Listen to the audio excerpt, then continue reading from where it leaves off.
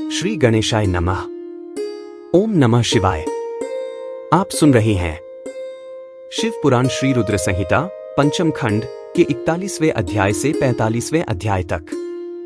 आप सुनेंगे इस एपिसोड में तुलसी द्वारा विष्णु जी को शाप, हिरण्याक्षवध, हिरण्यकशिपु की तपस्या और नृसिंह द्वारा उसका वध, अंधक की अंधता, युद्ध आरंभ। श्री रुद्र संहिता पंचम खंड 41वां अध्याय। तुलसी द्वारा विष्णु जी को शाप। व्यास जी बोले, हे सनत कुमार जी, भगवान विष्णु ने पतिव्रता तुलसी को किस प्रकार अपने अधीन कर लिया, किस प्रकार पतिव्रता धर्म का पालन करने वाली देवी तुलसी एकाएक धर्म से विमुख होकर अधर्म का आचरण करने लगी, कृपा कर इस कथा को मुझे बताइए। व्यास जी के प्रश्न को सुनकर सनत कुमार जी बोले, हे महामुने, देवताओं के हित का सदा ध्यान रखने वाले भगवान विष्णु ने अपने आराध्य भगवान शिव की आज्ञा पाकर उनके द्वारा बताए गए कार्यों को पूर्ण करना अपना ध्येय माना। तब तुरंत वे ब्राह्मण का वेश धरकर शंखचूड़ से उसका कवच ले आए। तत्पश्चात वे अतिशीघ्र दैत्यराज शंखचूड़ के नगर की ओर चल दिए। भगवान विष्णु ने दैत्येंद्र के नगर के समीप पहुंचने से पहले ही अपना रूप बदल लिया। उन्होंने शंखचूड़ का रूप धारण कर लिया। फिर वे देवी तुलसी के पास पहुंचे। अपने पति शंखचूड़ को सामने पाकर देवी तुलसी फूली नहीं समाई, वह उनके गले से लग गई। उसकी आंखों से अश्रुधारा बही जा रही थी। उसने अपने स्वामी को सिंहासन पर बैठाकर उनके चरणों को धोया और युद्ध का समाचार पूछा। शंखचूड़ का रूप धारण किए हुए भगवान विष्णु बोले, हे प्रिय, युद्ध के मध्य में ही ब्रह्मा जी ने मेरे और भगवान शिव के बीच संधि करा दी, इसलिए मैं वापस आ गया हूं। भगवान शिव भी वापस कैलाश पर्वत पर चले गए हैं। यह कहकर उन्होंने देवी तुलसी की जिज्ञासा को शांत कर दिया। तत्पश्चात शंखचूड़ भगवान विष्णु तुलसी के साथ आनंद पूर्वक रमण करने लगे, परंतु झूठ की हांडी रोज नहीं चढ़ती। एक दिन देवी तुलसी को ज्ञात हुआ कि उसके साथ रमण करने वाला पुरुष उसका पति शंखचूड़ नहीं बल्कि कोई और है। यह पता चलते ही देवी तुलसी आत्मग्लानि से भर उठी। उन्हें स्वयं से घृणा होने लगी। वह क्रोध से वेश बदले श्री विष्णु पर फट पड़ी। उन्होंने श्री विष्णु से पूछा, तू कौन है? मुझे सच सच बता, क्यों तूने मुझ जैसी पतिव्रता स्त्री का पतिव्रत धर्म नष्ट कर दिया? मैं तुझे नहीं छोड़ूंगी। ये वचन सुनकर विष्णु भगवान ने भयभीत होकर अपने स्थान पर अपनी एक मूर्ति बना दी ताकि देवी तुलसी उनके विषय में कुछ न जान पाए, परंतु तुलसी ने उनके पचिन्हों से विष्णु जी को पहचान लिया। तब गुस्से से उन्होंने भगवान विष्णु को शाप देते हुए कहा, हे विष्णु, लोग तुम्हें भगवान मानकर तुम्हारी पूजा करते हैं, पर वास्तव में तुम पूजा के योग्य नहीं हो। तुम तो सिर्फ पत्थर हो। तुम्हारे मन में दयाभाव नाम की कोई वस्तु नहीं है। तुमने मेरे सतीत्व को भंग किया है और मेरे पति शंखचूड़ को मार डाला है। इसलिए मैं तुम्हें शाप देती हूं कि तुम आज अभी से पत्थर के हो जाओगे। यह कहकर देवी तुलसी अत्यंत दुखी मन से रोने लगी। देवी तुलसी का दिया शाप सुनकर भगवान विष्णु भी दुखी हुए और भगवान शिव का स्मरण करने लगे। विष्णु जी की पुकार सुनकर भक्तवत्सल भगवान शिव वहां प्रकट हो गए। उन्हें देखकर देवी तुलसी और विष्णु जी ने हाथ जोड़कर प्रणाम किया। तब वे देवी तुलसी को समझाने लगे। उन्होंने तुलसी को समझाया कि देवी तुलसी, यह तो पूर्व निश्चित था। शंखचूड़ को मिले शाप के फलस्वरूप उसका जन्म दानव कुल में हुआ और इसी कारण उसे मेरे हाथों मृत्यु प्राप्त हुई है। देवी, तुम्हारी मनोस्थिति मैं समझ सकता हूं, परंतु यह संसार नश्वर है। अतः तुम अपने द्वारा की गई तपस्या का फल लो और इस शरीर को त्याग दो। मेरे आशीर्वाद के फलस्वरूप तुम्हें दिव्य देह की प्राप्ति होगी। तुम्हारी श्रीहरि में विशेष प्रीति होगी। इस शरीर को त्यागने के पश्चात जब तुम नया शरीर धारण करोगी तो तुम गंडकी नाम की नदी होगी और सभी के द्वारा पूजित होने के कारण प्रधान रूपा तुलसी के नाम से विख्यात होगी। चाहे स्वर्ग हो या पाताल या फिर पृथ्वी, तुम वनस्पतियों में श्रेष्ठ होगी तथा श्रीहरि की विशेष कृपा सदा तुम पर रहेगी। तुमने जो श्रीहरि को शाप दिया है वह भी अवश्य पूरा होगा। गंडकी के तट पर सदा भगवान विष्णु भी पाषाण के रूप में स्थित होंगे। तेज दांतों वाले अनेक कीड़े उस शिला को छेद छेद कर उसमें चक्र बना देंगे। उस शिला को इस जगत में शालिग्राम के नाम से प्रसिद्धि मिलेगी। यह कहकर भगवान शिव अंतर्धान हो गए। तत्पश्चात देवी तुलसी ने अपना शरीर त्याग दिया और गंडकी नदी बन गई। तब श्री विष्णु ने भी उस नदी के तट पर पाषाण के रूप में निवास किया। श्री रुद्र संहिता पंचम खंड 42वां अध्याय।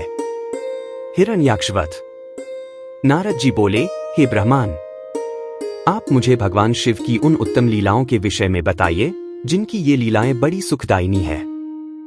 ब्रह्मा जी बोले, जलंधर के सहार के बारे में जानकर देवी सत्यवती के पुत्र व्यास जी सनत कुमार जी से यही बातें पूछने लगे। तब उनकी उत्सुकता देखकर सनत कुमार जी बोले, हे व्यास जी, अब मैं तुम्हें अंधकासुर नामक दैत्य के शिवगण बन उनकी भक्ति में लीन रहने की कथा सुनाता हूं। एक समय की बात है, देवाधिदेव भगवान शिव अपनी प्राण वल्लभा देवी पार्वती और अपने प्रिय गणों के साथ कैलाश पर्वत से काशी जा रहे थे। उनका विचार कुछ समय काशी में व्यतीत करने का था, इसलिए उन्होंने अपने वीर गण भैरव को काशी का रक्षक बना दिया और स्वयं सबके साथ सुखपूर्वक निवास करने लगे। एक बार भगवान शिव पार्वती देवी के साथ आनंदपूर्वक विहार करते हुए मंदराचल नामक पर्वत पर गए। एक दिन शिव पार्वती बैठे आपस में वार्तालाप और मनोविनोद कर रहे थे। तभी देवी पार्वती ने अपने हाथों से भगवान शिव के नेत्र कुछ पल के लिए बंद कर दिए। भगवान शिव के नेत्र बंद होते ही चारों ओर भयानक अंधकार छा गया। उसी समय भगवान शिव के माथे से पसीने की कुछ बूंदें निकलीं। जैसे ही वे बूंदें धरती पर गिरीं, तुरंत एक जटाधारी काला विकृत डरावना राक्षस वहां उत्पन्न हो गया और वह जोर जोर से हंसने लगा। उसकी भयानक आवाज सुनकर देवी पार्वती एकदम चौंक गईं कि एकाएक उनके सामने यह भयानक जीव कहां से प्रकट हो गया है। तब देवी पार्वती ने भगवान शिव से पूछा, हे स्वामी, यह भयानक पुरुष कौन है? यह सुनकर भगवान शिव मुस्कुराते हुए बोले, हे देवी, यह आपका पुत्र है। जब आपने मेरी आंखें बंद की, उस समय मेरे माथे से कुछ पसीने की बूंदें गिरी, उसी से यह प्रकट हुआ है। यह जानकर कि वह पुरुष उनका पुत्र है, देवी बड़ी प्रसन्न हुई। भगवान शिव ने उसका नाम अंधक रख दिया। उसी समय हिरण्यनेत्र नाम का एक राक्षस पुत्र प्राप्ति की कामना मन में लेकर वन में घोर तपस्या कर रहा था। उसकी तपस्या से प्रसन्न होकर भगवान शिव उसे वरदान देने के लिए गए। उसने भगवान शिव से एक बलवान और वीर पुत्र की प्राप्ति की इच्छा प्रकट की। भगवान शिव ने कहा, हे हिरण्यनेत्र, मेरा पुत्र अंधक बड़ा ही वीर और बलवान है। तुम चाहो तो मैं उसे तुम्हें सौंप सकता हूं। भगवान शिव के पुत्र को अपना पुत्र बनाने के लिए वह राक्षस व्यग्र हो उठा। उस पुत्र को प्राप्त कर हिरण्यनेत्र बहुत प्रसन्न हुआ और उसे गले से लगा लिया। भगवान शिव पुत्र अंधक को हिरण्यनेत्र को सौंपकर अपने धाम को चले गए। हिरण्यनेत्र अपने प्रिय पुत्र अंधक को साथ लेकर अपने घर लौट आया और उसको बहुत लाड़ प्यार से पालने लगा। तत्पश्चात हिरण्यनेत्र ने, जिसे हिरण्याक्ष भी कहा जाता था, पृथ्वीलोक और पाताल लोक के राज्यों को जीतकर अपने राज्य में मिला लिया। दैत्यों के राजा उस हिरण्याक्ष के आतंक से तीनों लोक कांपने लगे। यहां तक कि देवता भी व्याकुल और भयभीत हो गए। उन्होंने भगवान विष्णु को वाराह रूप धारण करके पाताल लोक भेजा। क्रोधित श्रीहरि ने हिरण्याक्ष का वध सुदर्शन चक्र से कर दिया। तत्पश्चात अंधक का राज्याभिषेक करवाया। सभी देवता भयमुक्त होकर बड़े प्रसन्न हुए और भगवान विष्णु की जय जयकार करने लगे। भगवान श्रीहरि विष्णु आशीर्वाद देकर अपने बैकुंठ धाम को चले गए। अपने भाई हिरण्याक्ष के वध का समाचार पाकर उसका भाई हिरण्यकशिपु क्रोधित हो उठा और उसने भगवान विष्णु से वैर बांध लिया। श्री रुद्र संहिता पंचम खंड 43वां अध्याय। हिरण्यकशिपु की तपस्या और नृसिंह द्वारा उसका वध। सनत कुमार जी बोले, हे व्यास जी, वाराह रूपधारी श्री विष्णु द्वारा अपने भाई हिरण्याक्ष का संहार किए जाने से हिरण्यकशिपु बहुत दुखी और क्रोधित तो था ही, अतः उसने अपनी असुर सेना को देवताओं का संहार करने की आज्ञा दी तथा अपनी विष्णु भक्त प्रजा को भी दंड देने के लिए कहा। तब आज्ञा पाकर स्वामी भक्त असुरों ने देवलोक का विनाश कर दिया। उनके आतंक से देवता स्वर्ग छोड़कर भाग खड़े हुए। हिरण्यकशिपु के राज्य में उसकी प्रजा को बहुत डराया जाता था।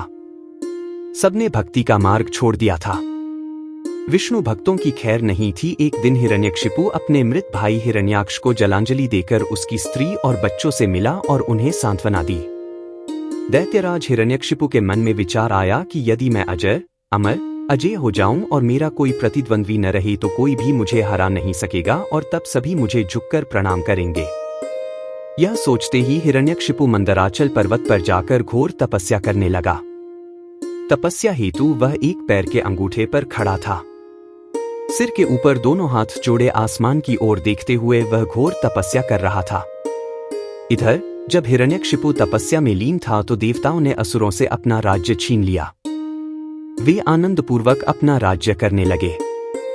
हिरण्यकशिपु की तपस्या का तेज दिन प्रतिदिन बढ़ता ही जा रहा था। उसके तप की अग्नि से देवता तप्त हो उठे और भयभीत होकर ब्रह्मा जी के पास गए। तब सब देवताओं ने हाथ जोड़कर ब्रह्मा जी को प्रणाम किया। तत्पश्चात उन्होंने बताया कि हे प्रभु, दैत्यराज हिरण्यकशिपु की तपस्या के तेज से सब लोग भयभीत हो रहे हैं। आप कृपा करके हमें भयमुक्त कीजिए। सब देवताओं की प्रार्थना सुनकर ब्रह्मा जी हिरण्यकशिपु को वर देने के लिए उस स्थान पर गए जहां वह तपस्या कर रहा था। वहां जाकर उन्होंने हिरण्यकशिपु से कहा, वत्स, मैं तुम्हारी तपस्या से बहुत प्रसन्न हूं। तुम जो चाहो मांग सकते हो। मैं तुम्हारी मनोकामना अवश्य पूरी करूंगा। ब्रह्मा जी के ये शुभ वचन सुनकर हिरण्यकशिपु ने आंखें खोल दी और हाथ जोड़कर सामने खड़े ब्रह्मा जी को प्रणाम किया। तत्पश्चात वह बोला, हे प्रजापति, हे पितामह, मैं चाहता हूं कि मुझे कभी भी मृत्यु का भय न हो। मैं किसी अस्त्र शस्त्र, पाश, वज्र, सूखे पेड़, पर्वत, जल, अग्नि से न मरूं। देवता, दैत्य, मुनि, सिद्धवर अथवा सृष्टि की कोई भी रचना मेरा वध न कर सके। दिन रात, स्वर्ग नरक, पृथ्वी, पाताल, अंदर बाहर कहीं भी किसी भी समय मेरी मृत्यु न हो सके। ब्रह्मा जी ने प्रसन्न होते हुए तथास्तु कह दिया। तुम्हें तुम्हारे अभीष्ट फलों की अवश्य प्राप्ति होगी। जो वरदान तुमने मांगा है वह अवश्य फलीभूत होगा। तुमने 96,000 वर्षों तक तपस्या करके मुझे प्रसन्न किया है। अब तुम सुखपूर्वक राज्य करो। अपना इच्छित वरदान प्राप्त करके दैत्यराज हिरण्यकशिपु बहुत प्रसन्न हुआ और हाथ जोड़कर ब्रह्मा जी की स्तुति करने लगा। तत्पश्चात ब्रह्मा जी अंतर्धान हो गए।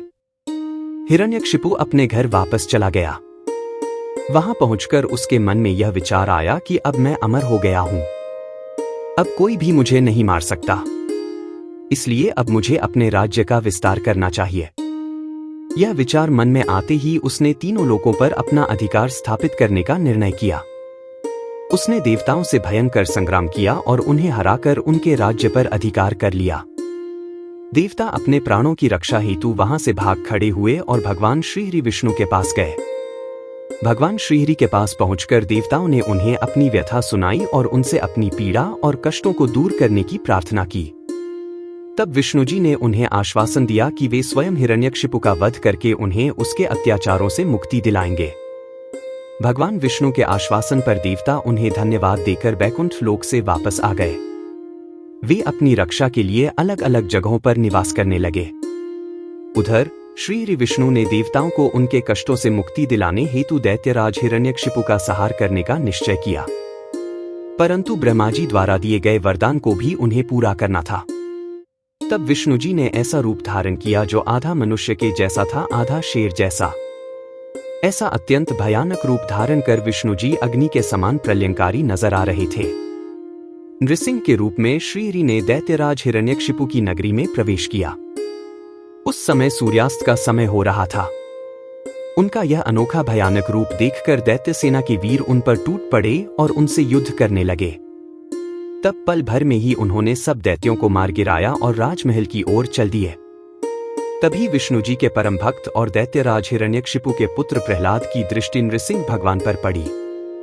प्रहलाद बोला, हे पिताजी, ये अद्भुत रूप धारण किए नृसिंह अवतार मुझे तो भगवान जान पड़ते हैं। इनकी वीरता की प्रशंसा करना तो असंभव है, अतः आपको इनकी शरण में चले जाना चाहिए। अपने पुत्र की इन बातों को सुनकर दैत्यराज हिरण्यकशिपु को बहुत क्रोध आ गया। वह बोला, पुत्र, तुम बिना कारण ही भयभीत हो रहे हो। तुम दैत्यों के अधिपति के पुत्र हो, तुम्हें इस प्रकार कायरता भरी बातें कदापि नहीं करनी चाहिए।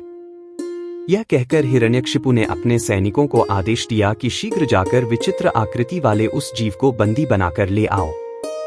अपने स्वामी दैत्यराज हिरण्यकशिपु की आज्ञा पाकर उनके वीर दैत्यगण नृसिंह भगवान को पकड़ने के लिए दौड़े, परंतु उनके समीप जाते ही वे भस्म हो गए।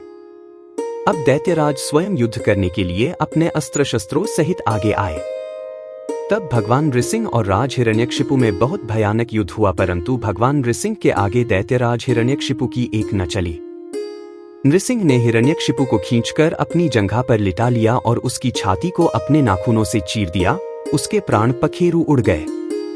तभी हिरण्यकशिपु के पुत्र प्रहलाद ने वहां आकर नृसिंह भगवान के चरणों में अपना सिर झुकाकर क्षमायाचना की।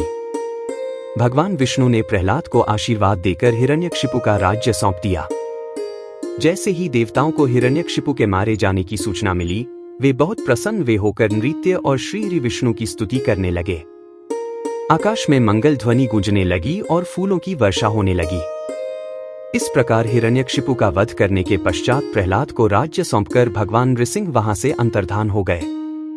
तत्पश्चात सभी प्रसन्नतापूर्वक अपने अपने लोकों को चले गए। श्री रुद्र संहिता पंचम खंड 44वां अध्याय। अंधक की अंधता। सनत कुमार जी बोले, हे व्यास जी, एक बार हिरण्याक्ष के पुत्र अंधक से उसके भाइयों ने मजाक उड़ाते हुए कहा, अंधक, तुम तो अंधे और कुरूप हो, भला तुम राज्य का क्या करोगे? दैत्यराज हिरण्याक्ष तो मूर्ख थे, जो भगवान शिव की इतनी कठोर तपस्या कर उन्हें प्रसन्न करके भी तुम जैसा कुरूप, नेत्रहीन और बेडौल पुत्र वरदान में प्राप्त किया। कभी दूसरे से प्राप्त पुत्र का भी पिता की संपत्ति पर अधिकार होता है? इसलिए इस राज्य के स्वामी हम ही हैं, तो हमारे सेवक हो। तुम अपने भाइयों के इस प्रकार के कटु वचनों को सुनकर अंधक निराश और उदास हो गया। रात के समय जब सब सो रहे थे तो वह अपने राजमहल को छोड़कर निर्जन सुनसान और भयानक डरावने वन चला गया। वहां उस सुनसान वन में जाकर उसने तपस्या आरंभ कर दी। वह 10,000 वर्षों तक घोर तपस्या करता रहा, परंतु जब कोई परिणाम नहीं निकला तो उसने अपने शरीर को अग्नि में जलाकर होम करना चाहा। ठीक उसी समय स्वयं ब्रह्मा जी वहां प्रकट हो गए। ब्रह्मा जी बोले, पुत्र अंधक, मांगो, क्या मांगना चाहते हो? मैं तुम्हारी तपस्या से बहुत प्रसन्न हूं। तुम अपना इच्छित वर मांग सकते हो। मैं तुम्हारी मनोकामना अवश्य ही पूरी करूंगा। यह सुनकर अंधक बहुत प्रसन्न हुआ। उसने हाथ जोड़कर ब्रह्मा जी की स्तुति की और बोला, हे कृपानिधान ब्रह्मा जी, यदि आप मुझ पर प्रसन्न होकर मुझे कोई वर देना चाहते हैं तो आप कुछ ऐसा करें कि मेरे निष्ठुर भाइयों ने जो मुझसे मेरा राज्य छीन लिया है, वे सब मेरे अधीन हो जाएं। मेरे नेत्र ठीक हो जाएं, अर्थात मुझे दिव्य दृष्टि की प्राप्ति हो तथा मुझे कोई भी न मार सके, वह देवता, गंधर्व, यक्ष, किन्नर, मनुष्य, नारायण अथवा स्वयं भगवान शिव ही क्यों न हो। अंधक के इन वचनों को सुनकर ब्रह्मा जी बोले, हे अंधक, तुम्हारे द्वारा कही हुई दोनों बातों को मैं स्वीकार करता हूं, परंतु इस संसार में कोई भी अजर अमर नहीं है। सभी को एक न एक दिन काल का ग्रास बनना पड़ता है। मैं सिर्फ तुम्हारी इतनी मदद कर सकता हूं कि जिस प्रकार की और जिसके हाथ से तुम चाहो अपनी मृत्यु प्राप्त कर सकते हो। तब ब्रह्मा जी के वचन सुनकर अंधक कुछ देर के लिए सोच में डूब गया।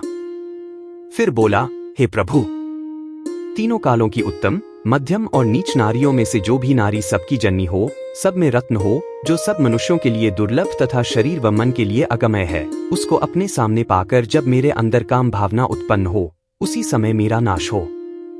इस प्रकार का वरदान सुनकर ब्रह्मा जी ने तथास्तु कहा और उससे बोले, दैत्येंद्र, तेरे सभी वचन अवश्य ही पूरे होंगे। अब तू जाकर अपना राज्य संभाल। ब्रह्मा जी के वचन सुनकर अंधक बोला, हे भगवान, अब मेरा शरीर इस लायक नहीं रहा कि मैं युद्ध कर सकूं। अब तो मेरे शरीर में सिर्फ नसें और हड्डियां ही बची हैं। अब मैं कैसे युद्ध कर पाऊंगा और अपनी शत्रु सेना को परास्त कर पाऊंगा? इस प्रकार के वचनों को सुनकर ब्रह्मा जी मुस्कुराए और उन्होंने अंधक के शरीर का स्पर्श किया। उनके स्पर्श करते ही अंधक का शरीर भरा पूरा हो गया। अब वह परम शक्तिशाली योद्धा जान पड़ता था, जिसके सामने अच्छे से अच्छा वीर भी न टिक पाए। इस प्रकार अंधक को मनोवांछित वर देकर ब्रह्मा जी वहां से अंतर्धान हो गए। तत्पश्चात अंधक भी प्रसन्नतापूर्वक अपने घर की ओर चल दिया।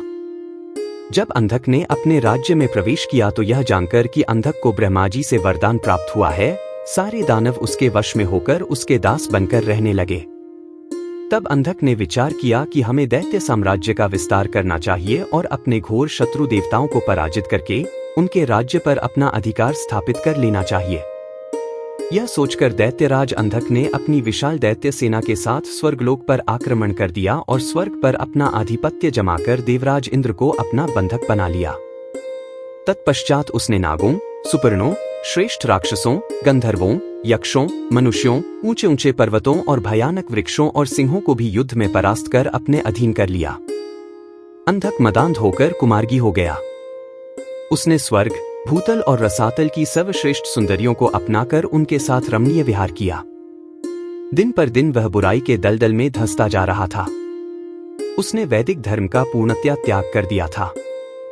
एक दिन उसके दुर्योधन, वैधस और हस्ती नामक तीनों मंत्री उसके पास आए और बोले, हे दैत्येंद्र, हमने मंदराचल पर्वत की एक गुफा में एक मुनि को देखा है जो कि योग ध्यान में मग्न आंखें बंद करके बैठा है। उस रूपवान मुनि के मस्तक पर अर्धचंद्र, कमर में गजेंद्र की खाल बंधी है, सिर पर जटाजूट, गले में खोपड़ियों की माला तथा उसके शरीर पर बड़े भयानक सांप लिपटे हुए हैं। उस मुनि के एक हाथ में त्रिशूल तो दूसरे में डमरू है। अपने गौर अंगों पर उसने भस्म लपेट रखी है। उस तपस्वी का वेश बड़ा ही अद्भुत है। साथ ही एक विकराल वानर अनेक आयुधों को धारण किए उस तपस्वी की रक्षा कर रहा है। वहीं उनके पास में एक सफेद रंग का बैल बंधा हुआ है। उस तपस्वी के पास ही एक सुंदर रत्न स्वरूपा नारी बैठी है जो संपूर्ण शुभ लक्षणों से युक्त है। उसका रूप बड़ा मनोहारी है जो सभी के मन को मोह लेता है। उसने सुंदर मूंगे, मोती, मणियों और सोने के रत्नजड़ित आभूषणों को धारण किया हुआ है। वह इतनी रूपवती है कि जो उसे एक बार देख लेता है उसकी आंखों का होना सफल हो जाता है। उस परम सुंदरी को एक बार देख लेने के बाद संसार की अन्य किसी स्त्री को देखने की आवश्यकता ही न पड़ेगी। स्वामी, आप इस त्रिलोक के अधिपति हैं। आपके पास इस संसार की सभी बहुमूल्य और अमूल्य धरोहर है। ऐसी परम सुंदरी रूपवती नारी को भी आपके अनमोल राज्य की शोभा बढ़ानी चाहिए। अतः आप हमारे साथ चलें और उस सुंदरी को यहाँ ले आएं।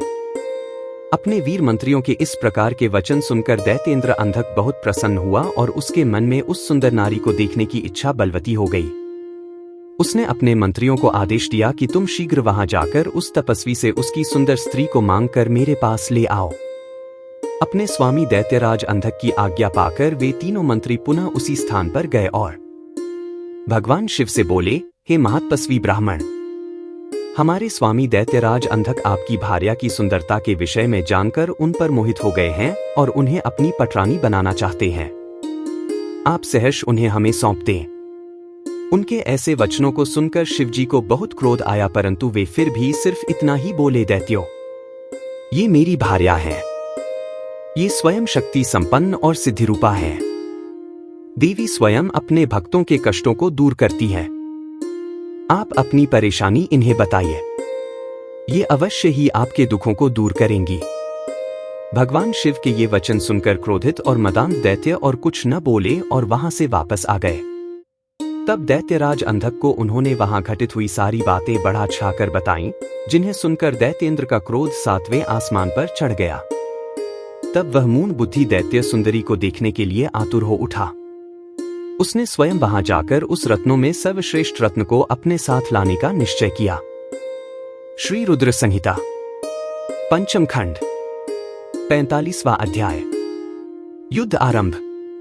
सनत कुमार जी बोले, हे व्यास जी, जब इस प्रकार अंधक के उन तीनों मंत्रियों ने वहां आकर अंधक को सब बताया तब क्रोधित होकर वह स्वयं वहां जाने को आतुर हो गया।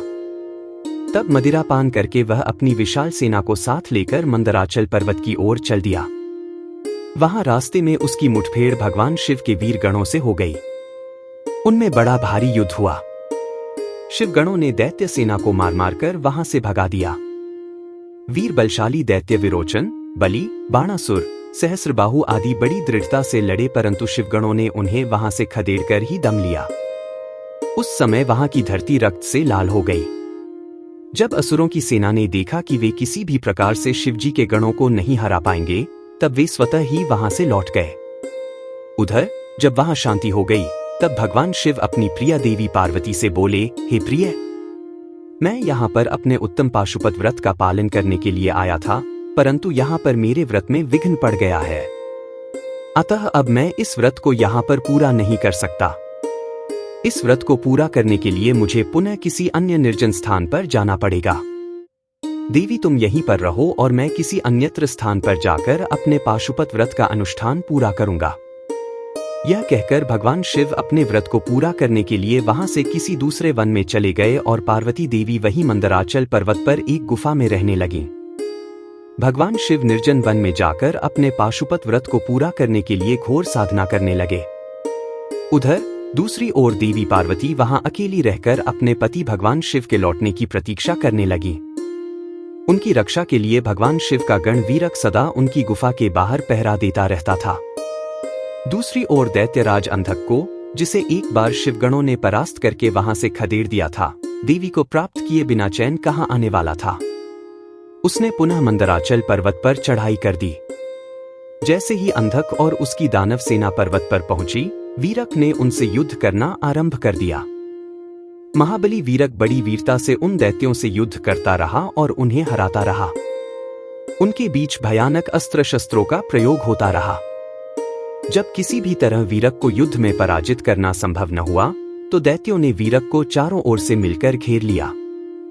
जब गुफा के अंदर बैठी देवी पार्वती को यह ज्ञात हुआ कि उनका प्रिय रक्षक चारों ओर से दानवों से घिर चुका है, तो उन्होंने अलौकिक रीति से ब्रह्मा, विष्णु और देवताओं का मन में स्मरण किया। यह ज्ञात होते ही कि जगत जननी जगदम्बा मां पार्वती ने स्मरण किया है, पल भर में सब देवता वहां मंदराचल पर्वत पर उपस्थित हो गए और दैत्यों से युद्ध करने लगे। जब वीरक ने देखा कि अब वह अकेला नहीं है, उसके साथ पूरी देव सेना खड़ी है, तो वह हर्षित मन से पुनः युद्ध में लग गया और तब उसका जोश देखते ही बनता था। देवताओं ने ब्राह्मी, नारायणी, ऐन्द्री, वैश्वानरी, याम्या, नैऋति, वारुणी, वायवी, कौबेरी, यक्षेश्वरी और गारुड़ी देवी का रूप धारण किया हुआ था। अनेकों आयुधों से सुसज्जित होकर वे युद्ध कर रहे थे।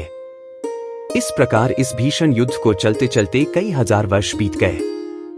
देव सेना जितने भी असुरों को मारती, दैत्य गुरु शुक्राचार्य अपनी मृत संजीवनी विद्या से पल भर में उन्हें पुनः जीवित कर देते।